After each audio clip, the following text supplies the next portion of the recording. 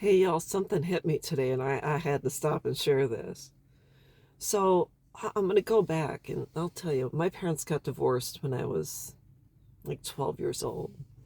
And I struggled in my relationship with my mom, and my dad went and moved in with my grandma, and I basically took the corded phone, stretched it to the basement stairs, and I said, Dad, can I come and live with you? And he said, No, there's really no room for you here. And I said, okay.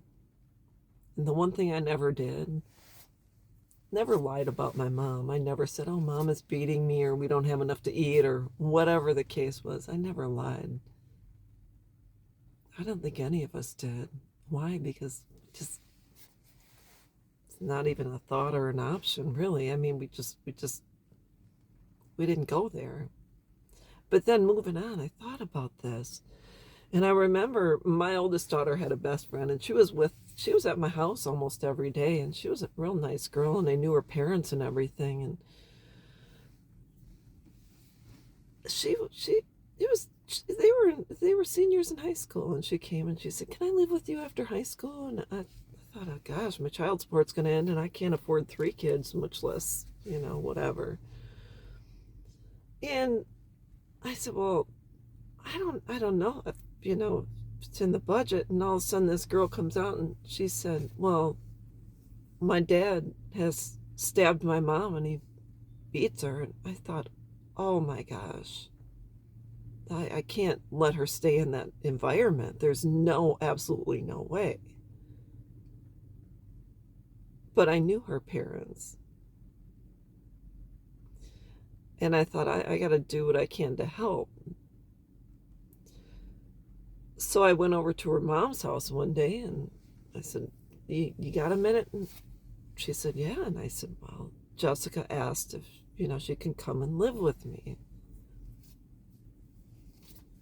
And I said, but she also had expressed that, maybe there was some sort of domestic violence going on. And I know you too. And I can't imagine, but if if you are unsafe, let me know.